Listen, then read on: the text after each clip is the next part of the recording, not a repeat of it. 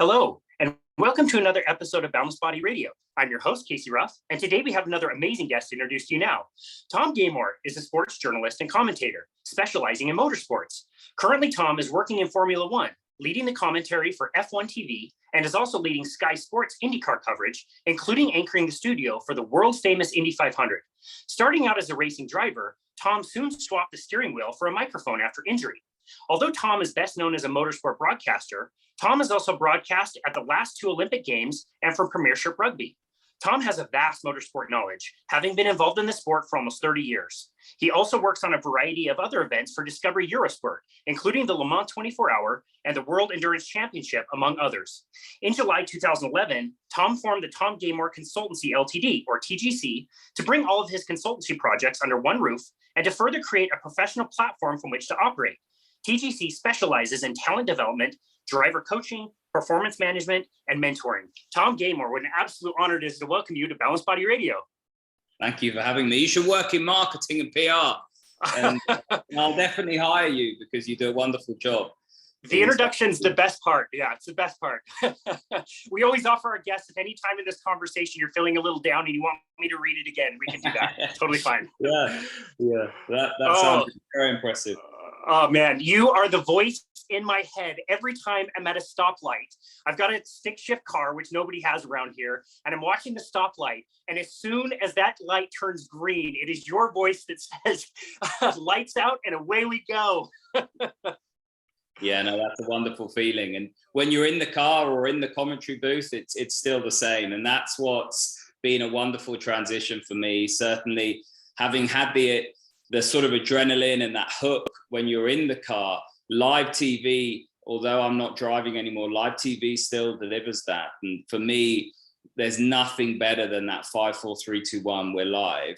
And the organized chaos that then plays out, and then being able to sort of share in the fun as the cars go green and head down to turn one. You never know what you're going to expect. And that's the wonderful thing for TV. So, I'm really lucky having swapped the steering wheel for the microphone, as you say, to still have that sort of kick, because as I get a bit older, I certainly do realize that whatever it is I do, it needs to be sort of practical, kinesthetic, definitely, with that hint of adrenaline. Oh, it's amazing. Well, you do such an amazing job, and I want to talk about kind of what you do. And we're also going to get into your personal story, which I think is fabulous. But I was hoping we could start by talking about the sport itself. And I would just say, for the listener, you might not be interested in Formula One, and I can certainly relate because I was alongside, most listeners who might not be familiar with this. And there was a podcast that was done on one of my very favorite podcasts, Peter Attia, the Drive podcast, where he hosted Luke Bennett, who's one of the doctors at HINSA, which you introduced me to actually. And learning about the physical and mental and emotional demands on the drivers was so gripping. And I'm also just curious too, what has it been like for you to be in the sport for so long and to now get this crazy influx of people like me who were not familiar with this sport at all, started watching this crazy series on Netflix, Drive to Survive, were absolutely fascinated, and now are watching every race and every practice session, every qualifying. What has that been like? I think for me, it's brought a wonderful diversity to the fan base of the sport. I mean, we aim to be as collective and as inclusive as possible, but motorsport is not the most accessible sport, and that's whether or not you participate in it and or whether or not you want to go and watch it. We all grow up around more mainstream sports. So in this country, you've got your football, your rugby, and your cricket, and I'm sure in the States, wherever you are, it'll be your football, your baseball, your soccer, your basketball, and they're a bit more accessible. That's what you play at school. That's what you play out of school. That's what you might play with your friends. And motorsport is off on a tangent. If you don't have a family member, a loved one, or a direct link to the sport, there has been that sort of detachment over the years. I think what Liberty have done and what Netflix have delivered is to bring that diversity, to bring a new audience that didn't know that they liked motorsport because they couldn't see it, is that you can't be what you can't see, right? In terms of a fan, in terms of an athlete, in terms of whatever it may be. So I think from my perspective, it's awesome to have so many new fans, and it brings it brings a new form of conversation, a new lens, new ways of thinking. So I'm all for that. And I think the success has certainly been evident in terms of more races in the US market. The sponsorship and marketing off the back of the Netflix success has been huge, and the sport's growing off the back of it in all areas. So yeah, it's been a wonderful success. And now there's lots of debate as to where it goes now. Does it have a little bit of a fiction side to it, or does it really go deep into the reality and pick out the stories and the sort of nebulous, the inner workings of Formula One, whether or not that's engineers, mechanics, drivers, what makes those human beings tick, and how intense are those environments? Because Formula One is a very, very diverse environment in terms of, you've got the business side, you've got the marketing, PR and communications, you've got the performance side, human performance, the research and development around the car, the engineering, that side of things. You've got the sport side with the drivers. So there's so much that goes on, and it sort of all comes together as a big circus. I always say it's a traveling circus, and everyone plays their part in the same sense that you go and watch the circus, and there's different disciplines and specialisms, and everyone has their moment in the limelight, and away they go. So yeah, it's wonderful to have more fans, and the more we can open up the sport, the better. Yeah, I totally agree. And I really appreciate what Netflix does. They don't try to get into the nitty gritty of the races. It's more about the interplay of the personalities and the stories and the team owners. You really get a sense of that drama and the human, the human story behind the racing. But this is where I am so complimentary of you guys and the work you do at F1. I would encourage the listener, go buy F1 Pro TV. It is well worth the $80 that you guys asked. And you do such a great job of talking to somebody like me who doesn't have a background in this stuff, yet you are able to break some of this stuff down and explain things as you go. It's not like in American football, where if you don't have a great background in American football, if you listen to some of these commentators, you have no idea what's going on, what play packages they're calling. My wife asked me a question about a game recently that I had on, and I wasn't able to answer the question, but you guys focus on educating people and explaining these are the rules. This is why they practice on soft tires and hard tires. This is why they're simulating these different things. We learn all of that from you and the wonderful F1 app, which they do such a great job. Yeah, no, thank you. I think definitely that it's a big team, and everybody at Biggin Hill and traveling to the circuits and so forth, they have a real passion for the sport. They want to tell the stories, not just the human side, but essentially break down the sport and make it more not accessible, but make it more understandable. And certainly we try and do that. It helps because we have the practice sessions as well, and the qualifying and the different formats, and we can really, if there's breaks or yellow flags or red flags or delays, we can get into some of the formalities. But it's nice to hear that it's well received your end and that it is going well. So thank you very much.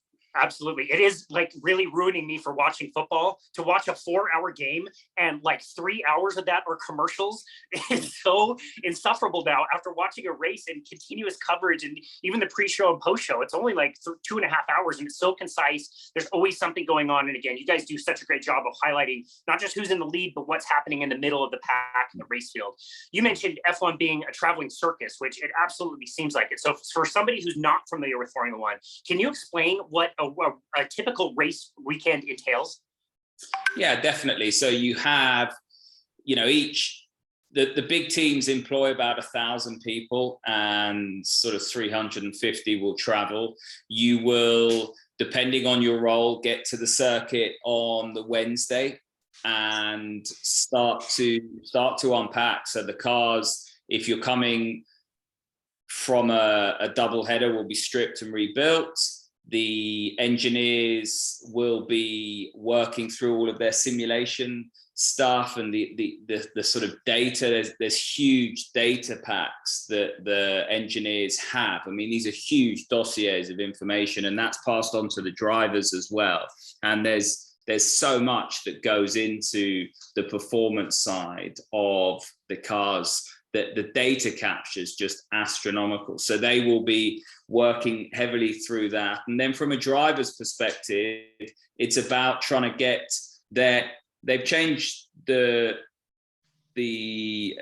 press conference around. So you can get there on the Thursday now, and you're just trying to keep as calm as possible and as away from all of the duties that you have. The drivers have a huge number of duties. It's a bit like the week. Each Grand Prix is a bit like the week prior to the Super Bowl, right? That's literally it from a PR perspective. You're at sponsor events, you're at the circuit, you're flown in helicopters to dinners, you're here, you're there, you're speaking to the press, you've got set agendas, and it's all written out, your schedule for the weekend. And then you've got to perform as well. You've got to stay hydrated, the nutrition side of things, your travel with your trainer, and they'll do a really good job of trying to keep you up to speed. And then you've got the TV side of things, so that they will be setting up and putting all the cameras into position as early as a week before the event. And you've got another 300, 400 people traveling doing that as well. So there's just so much that goes on to try and get a Grand Prix weekend together. And don't forget, some of these events are back to back as well, especially in Europe. So they'll be packing up on a Sunday night, traveling through to another part of Europe and trying to get there by sort of Tuesday, Wednesday, and then they go again. And for the mechanics and the engineers and a lot of people in the sort of heartbeat of the team, they might be away for anything up to sort of 30 days, and they're working every single day as well. They don't have days off, and it's long days, 14-hour days. And they brought the curfew in now over the Grand Prix weekend, but you can break that curfew, especially if there's damage or there's something that's gone wrong with the car or power unit changes, that kind of thing, or you're late into the circuits on a Wednesday with your setup and you're behind the schedule. So, they'll be working well into the early hours of the morning, and then they'll be back again at the crack of dawn to do it all again. So there's a lot of people working really, really hard to make it all work and function like it does. I would love to see how much caffeine, how much coffee is consumed on a race weekend by everybody. That sounds like absolutely insane. Before we talk about the drivers themselves, can you tell us a little bit about these machines? How complex is an F1 car? Yeah, so I think the F1 cars, in the sense, the way it's a power unit era now. So it's all been about that technology. You've got the MGK units, the deployment, the battery packs, you've got the internal combustion engine elements as well as the power. So the power unit's the overall umbrella. So really, really complex cars that creates a huge amount of brake horsepower out of a very small engine, 1.6 litre internal combustion engine. They're producing sort of 1,000 brake horsepower. So very, very impressive with how they sort of get that delivered. And the tech is trying to be as road relevant as possible, but we are entering an era now where electric technology is building, and so Formula One's looking hard to make itself as carbon neutral as possible, carbon neutral fuel, that kind of stuff. So it's going to be interesting where we go. I mean, they've obviously published the new engine regs for 2026, but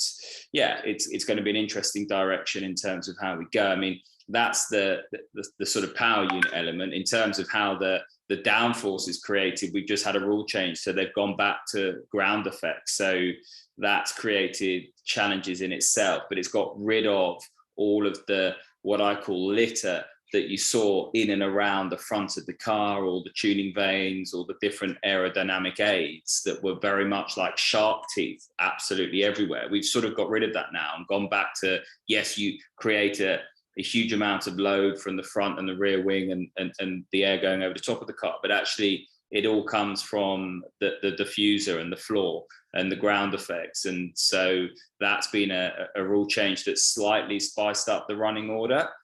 although we got Red Bull back at the front again. But, you know, Ferrari looked really good at the beginning of the year. They certainly have a very good car over a lap.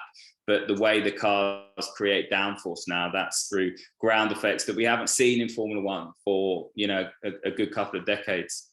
Yeah, that's so interesting. And it definitely goes to show when they're making those corners, that's why it looks so unnatural when the cars are cornering, because there's so much of that downforce forcing them into the ground. Yeah, that's so crazy. Huge amounts. I mean, it's, you know, they produce huge amounts of downforce. I mean, it's frightening. And wow. when you're in those corners, the G-force on the driver, I mean, you're 5.5 Gs under braking, you're 3.5 Gs through the corner. So that in itself, you know, that's 5 tons of downforce on the car.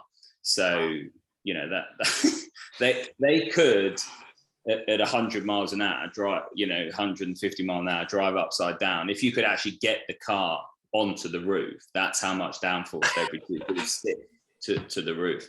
Wow, that's incredible. Wow. So one of your coworkers, Sam, is one of my favorites to include because he explains all the tech. You guys have great interactions. I really love. What's that? I was going to say, when you asked me the tech question, you needed him to answer. We need him. Well, and he does such a great job, not only during the show explaining what's going on, but also the features like Tech Tuesday, where it explains like the tire sensors or the aerodynamics and all of these things. It makes it so awesome to kind of follow along. And he'll talk about these upgrade packages that they'll bring to the cars in a certain week. So as the weeks are going, you know, you're trying to improve your car. You're learning all the time about how it's performing in different conditions. And you start learning about, wow, this team is bringing this crazy upgrade package. And you're like, well, what's this upgrade package? And it's like a little carbon flange here and like a little change in the mirror curvature there. Like that's a major upgrade package, like minute little details. Yeah, absolutely. And it's step by step. I mean, obviously you develop a car and they have incredible software for simulation, and then you've got the wind tunnel. There's no substitute for the wind tunnel, because what the numbers say in the simulation doesn't always correlate to what you see in the wind tunnel. And then what you see in the wind tunnel doesn't necessarily correlate to what you see on the racetrack as well, because you've got to marry aero grip up with mechanical grip, because obviously we talked about the aero downforce. You've got the mechanical grip as well, which are the torsion bars, the dampers, that kind of stuff, working on contact patches with the tires and so forth. I mean, it's really, really complex. That's why they have so much data in terms of the engineers trying to marry their ideology and what the data says to the real. But yeah, Sam does a wonderful job in explaining it. And then you've got, you know, hundreds of people at the factories just working on hundredths of a second. If they can find a tenth, that's such a huge breakthrough. And we've got the cost cap now, but they'll spend millions and millions of pounds trying to develop a tenth of a second, because, you know, a tenth or two, that can be the difference between going out in Q3 or getting through to Q1, and that's you know, very, very, you know, well, that's the difference between World Championship points or no points. Yeah, that's right. So for the listener, with the qualifying, you're basically trying to get your best time, and there's 3 different ranges where they're eliminating drivers in the first 2, and then the last 10 get set by your position, and that comes down to hundreds, thousands of seconds. It is very, very close. And you described what the start is like. All the cars are at a standstill. They go as full gas as they possibly can into that first corner, but that's where all the traffic is. That's where you're going to have cars like side by side, and that's where all the chaos is. And so if you're one place back, you know, because you're a tenth slower in the qualifying, and now that puts you into more danger, or that slows you up because you get that effect through the corners, that's a huge difference. That's a difference between, you know, the top 10 drivers that score points or even making it onto the podium or not. It makes a big difference. Definitely. And you know, you don't want to qualify out of position because you're not used to racing in and around that area of the grid. You're not used to racing certain individuals that you'll be around.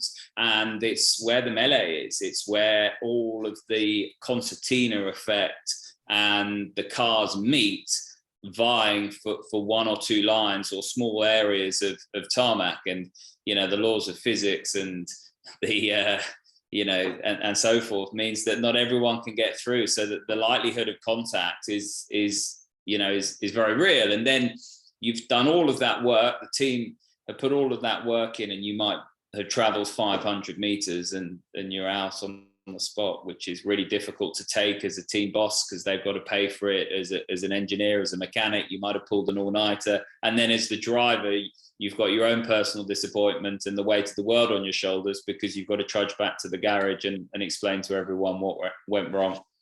Yeah, we saw that literally at, I believe it was Spa, and you saw that shot of Lewis Hamilton walking down some like back alley to get back to the garage to explain what happened. So this is a good segue. Let's talk about the drivers, and let's talk about the physical demands. What kind of physical demands? You mentioned G-forces. What kind of shape do these guys have to be in?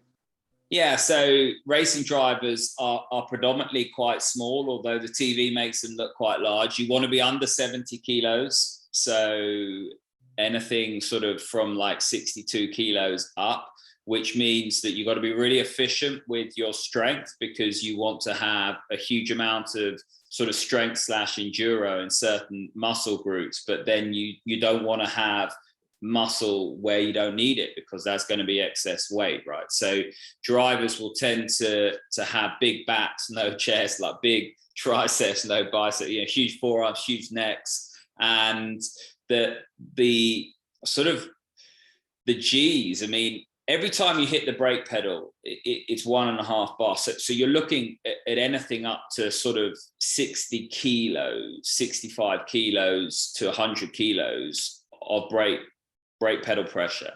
So we had rugby players, which is your equivalent's football. We had rugby players come into the simulator, and when they first hit the brake, because the brake pedal doesn't travel very far, it feels as though it's not traveling at all. It's that solid.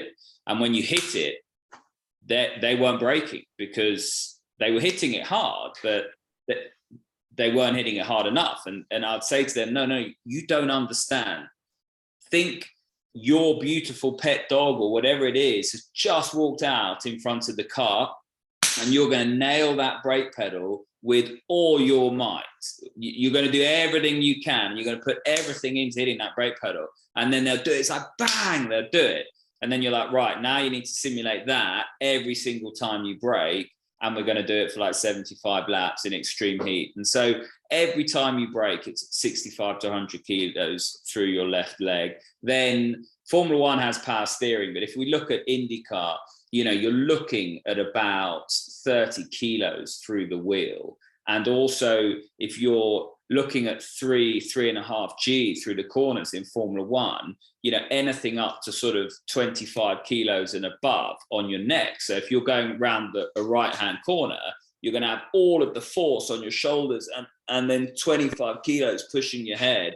And then you've got to come out of that and then hit the brake pedal for like 100 kilos. And then you've got to try and right yourself, brace yourself in the car, use all your obliques. Your glutes get so sore because you're trying to hold your legs up in the car, your hip flexors. I mean, Nick de Vries, who did his debut race for Williams, after the race, he just said, "I'm done. Like I won't repeat the expletive," but he just said, "My shoulders." He just came on the radio saying, "I'm done." I was going to bring that up. Actually, this is a pro driver. This guy drives.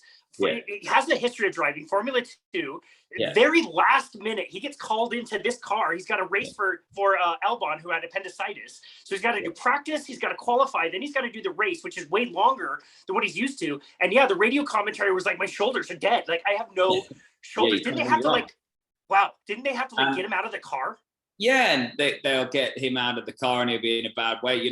When they go to Singapore next time up, the heat there is phenomenal. So you'll see drivers on drips after the race, pre-race, that kind of thing. There was a Formula 2 driver a couple of years ago that did his debut F2 race there, and he just literally came on the radio after the race and said, "Call me an ambulance," because he was just finished. And you just really struggle to explain how physical it is, especially in the heat. So if you're thinking 32 degrees, 34 degrees air temperature in the car, that's going to be pushing 40 degrees because of all the heat and the engine soak and the heat soak and everything like that around you. Then you are sitting in Nomex trousers, Nomex polo neck, and then you've got a triple layer Nomex suit over the top of you, which is like wearing a tracksuit to go skiing in or something like that. Then you've got your gloves, your balaclava, your helmet. And although you've got your head out the car, that's an aerodynamicist nightmare. So none of the airflow is ever directed into that hole, because it would just go in and then come out. And you want the airflow going as cleanly over the car as possible. So you'll see the drivers in Singapore putting their visor up and trying to sit out of the car in the pit lane as they trundle down the pit lane just to try and get some airflow. So you're imagine over 40 degrees with all of that kit on, no drink, no nothing, for 2 hours in extreme, your average heart rate is going to be 150. So you're working average heart rate 150 and over 40 degrees with no drink, with all that core body temperature, because they've got the thermometers, you're pushing 40 degrees. Now, if you had a temperature of 40 degrees, you go to hospital. So they're right on the cusp of what's humanly possible. And it's so, so hard. I know some of you will say that I've seen them have a drink. Well, it's not really a drink, because it turns into a cup of tea after about 10 minutes because it's so hot everywhere. So all you use that for, because it's boiling hot after about 20 minutes, is to just wet your mouth. Otherwise your tongue just sticks to the roof of your mouth. So yeah, it's really physical. It's horrible. And you'll get drivers, they won't say this on the media or pre-race because they don't admit weakness to anyone else. But, over the years, traveling to Singapore and stuff like that, after the practice sessions, drivers will speak to friends or trusted people in their circle and think, I don't think I can do this. Wow. I think I've got this in the locker. And it's that physical. It's really hard. That's crazy. Okay, so you mentioned the people's necks, and you definitely got a sense of that, especially in the Netflix series, when you see the drivers out of the car a lot. All of them have slightly different body types, but their face and neck is the same width. Like, to just hold your head up in those kind of G-forces would require that for sure. And then we'll link to this in the show notes. There's a great video on YouTube. I think it's 14 or 15 minutes long, and it's called Regular Guy Drives a Formula One Car. And this guy gets the opportunity to drive, I think it was in France, it was a 2012 car that he got to drive. And they kind of train you all day, and then you practice for like 3 laps. And so as he's preparing, fit dude, he drove a little bit in kart, same as you. And, fit dude, they put him in and they say like, okay, apply the brakes. So he pushes on the brakes, and they're like, no, like apply the brakes. So he pushes down, and they say, no, like you don't understand, like you need to apply the brakes. And he does, and they go back and say, okay, well, that was about 60%. Yeah. And he goes out and takes this lap, and he sees his braking zone. And so he hits the brakes. His head snaps forward. He could barely like lift his head to see the corner, which he was able to get around. But they told him afterwards he was applying about 40% of the braking power. Yeah, definitely. If you could superimpose Max Verstappen's talent into you, for example, and put you in the car, you just wouldn't be able to do a lap. You just wouldn't be able. A fit person, you just don't have the strength. I mean, I can't begin to tell you, when you hit the brakes for the first time, it's 5 times the weight, and you've got the helmet on and everything, and it'll bang your chin on your chest. That's it. You're done. And when your neck starts to go, you're trying to hold your head up with your eyeballs. It sounds ridiculous, but you're like, oh, like straining away, trying to hold your head up with the eyeballs. It's got a bit better with the hands device now, because you can tighten the hands device. You're not meant to, but it gives you a way out. Whereas when we didn't have the hands device, when your neck went, that was it.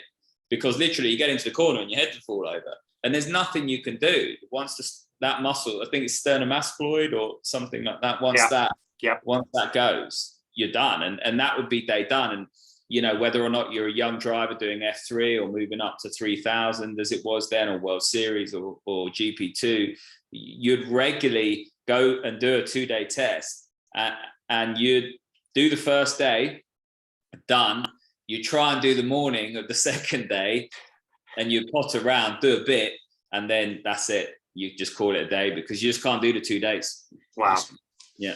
That's incredible. Okay, so we talked a little bit about the physical side. I would love to talk about the mental side. And what is the driver doing during the race? What things are they considering besides just, throttle, brake, and steer? Yeah, so the the driver's mind is very active because you have a huge amount of information that you need to digest, and that's not just what's rushing past your sensories. So you know, your eyes or whatever it is, or what you're feeling through your backside or whatever. It's all of the information around fuel mileage. You know, if it's IndyCar, you've got to work your tools, so you'll be changing the roll bar, brake bias, weight jacker, that kind of stuff. In Formula One, they're regularly changing the brake bias and working through the different engine modes, and the engineers are always in their ears. So the amount of information that you've got to digest and make really quick decisions and operate on is vast.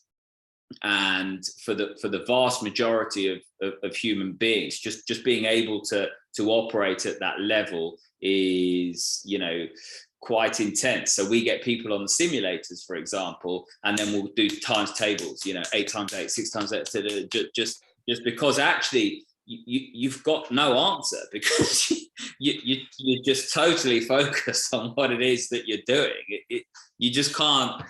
It's so difficult to free up any other space to get those answers in and out, or get the questions in and answers out. So, you know, it takes a huge amount of practice and being in the environment and working through all of the different warm-ups and exercises that the physios have.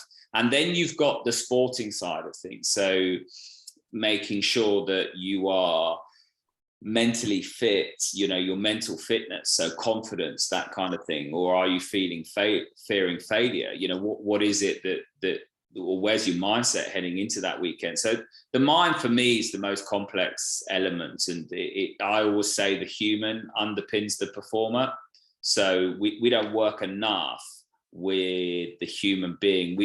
You know, when it comes to coaching, we're brilliant on the technical and tactical side of things, but we don't invest enough time in the human element, because actually we can't always be the best that we want to be. And you could have the best technical and tactical skill sets, you could have the toolbox to deliver those technical and tactical skill sets, but actually there's so much more around the occasion that goes into that. And unless you've got the toolkit to be able to be the best that you want to be on that day, and deal with the emotion, and, you know, the focusing on the process instead of the outcome, and getting rid of the fearing the failure and sensing the opportunity, then it's going to be, you know, a really difficult time for you. And we talk a lot about this, but it's not, you can't just go and be that. You can't just say that, you know.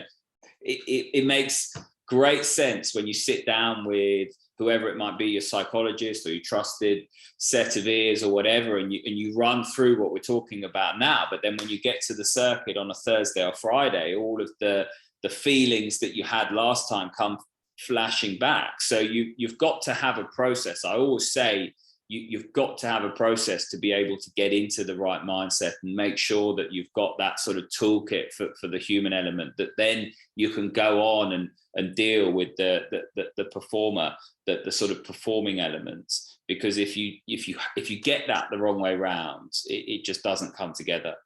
Yeah, so a good example of that, I think of somebody like Nicholas Latifi. He's classically finished pretty much last in every race that he's done. You know, his teammate gets sick, so this rookie gets in the other car and is driving, and you're underperforming, whether it's your fault or your car's fault. You've got somebody who is hungry for a contract. There are 20 drivers in Formula One, so those seats are they don't come around all the time. Like, you don't get a lot of opportunities, and you wonder how that is affecting somebody in the back of their mind during a driving weekend where you've got all of these other things to manage. Yeah, exactly. Latifi's an example. Daniel Ricciardo is a really good example of somebody that has all the talent in the world, but is still struggling to find how he unlocks that under the extreme pressure that he's under now. And, you know, he bounces back, and he's the honey badger, and he's always smiling and that kind of stuff. But even then, he's still searching for it. That just turn up, right, put a brave face on, make sure you're smiling. it'll come good is still not working for him. You know, he needs somehow to sort of go back, Control Alt Delete, and keep searching for whatever it is that's going to make his human side tick, because he's got that. We've seen him perform, and we've seen it throughout his career. He's got all the talent in the world. It's just unlocking it again. Yeah, no, that's a good point. I also see it in the teams. I mean, right now we kind of have a 1-2, but arguably like a 1-2-3 with Red Bull as the top team, Ferrari and Mercedes is kind of on the come up, and these teams are, you know, all performing. They're typically the top 6 drivers are coming from these teams pretty much every week. And you see the difference between Red Bull, who is just crushing it right now, and Max Verstappen, who he doesn't make mistakes. Whether he's the fastest driver or not, he just never makes any mistakes. And you see in the contrast with Ferrari, they're making all kinds of mistakes, and they're coming on the radio to tell the drivers, like, confirm plan G. Red Bull is not considering plan G. They are running plan A. They're doing their race, and everybody else is getting very reactive to them versus saying what you're going to do and not making mistakes with it.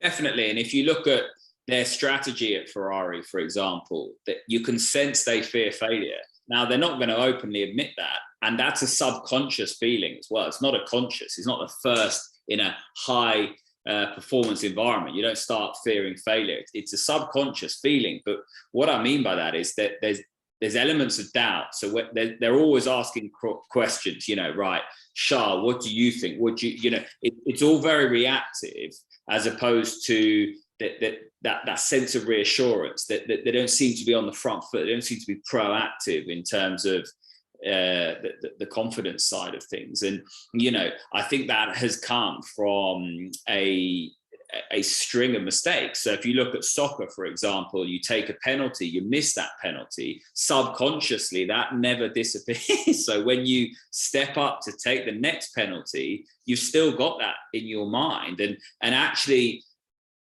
you don't have that clear mind where you're focused on the process. Suddenly the outcome comes into fruition. So you start to think, don't miss, don't miss, don't miss. You know, as soon as you start thinking that, you can't deliver on the process, because you're not engaged with the process. You're just outcome driven. And I think you're seeing that with Ferrari now. They just head into these big decisions and these critical moments, just hoping that they get it right and that it's not going to go horribly wrong for them. And that's sort of detracting from you know, that clear execution, that total focus on process. And when you look at Red Bull and Max, he's just totally focused on the process. It's just mechanically and systematically delivered, and there's no doubt, it's just process driven the whole time. Yeah. And so many people, even in, you know, not only just driving, obviously, but with your personal goals, your business goals, whatever they may be, way too many of us are focusing on outcome-based goals. I want to lose 10 pounds. I want to lift this much weight. Like, that's fine to have that goal, but you have to realize that is not inside of your control. What is in your control is the things that you put in your mouth, or the exercises that you do. It's going to the gym Tuesday morning at 5:30 in the morning when you don't want to. Like, that's what you need to focus on. I'd love you to take that approach. How because you say to people, okay, what's your goal? They'll say, I want to do it. And then you say, well, how are you going to do that? And then they'll like start loosely sort of flittering around the process and stuff like that. And then you're like, no. Like, unless you're clear on the process and you're totally focused on the process, I will say, nail the process and the outcome takes care of itself.